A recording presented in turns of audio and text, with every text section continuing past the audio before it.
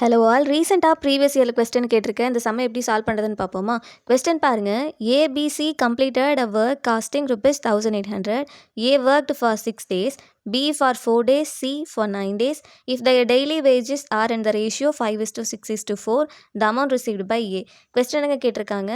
ABC 3 பேருமே ₹1800 work பண்ணுறாங்க. ஏ வந்து 6 டேஸ்லையும், பி 4 டேஸ்லையும், சி வந்து 9 டேஸ்லையும் அந்த ஒர்க்கை கம்ப்ளீட் பண்ணுறாரு.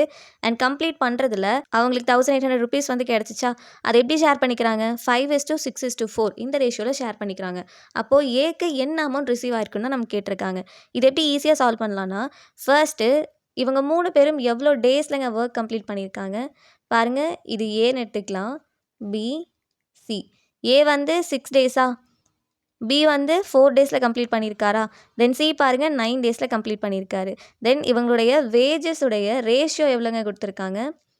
5:6:4 கொடுத்துருக்காங்களா? ஸோ நமக்கு எவ்வளோன்னு தெரியாதுல்ல. So 5x, 6x, 4xன்னு எடுத்துப்போமா? இப்போ இது ரெண்டையும் மல்டிபிள் பண்ணுங்கள். 6 × 5 என்னங்க வரும்? 30x வருமா? இஸ் டூ 4 × 6 என்ன வரும்? 24xன்னு வருமா? தென் 9 × 4 என்ன வரும்? 36x.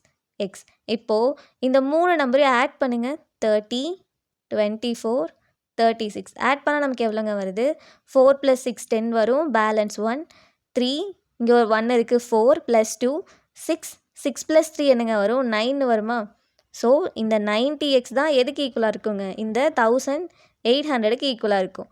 இப்போது கேன்சல் எப்படியே கேன்சல் பண்ணுங்கள். 9 டேபிளால் அடிச்சிங்கன்னா என்னங்க வரும்?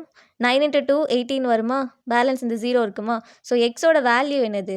20. இப்போ எக்ஸோட வேல்யூ 20ன்னு தெரிஞ்சிருச்சு. நமக்கு ஏ பெற்ற தொகைன்னு தானே கேட்டிருக்காங்க.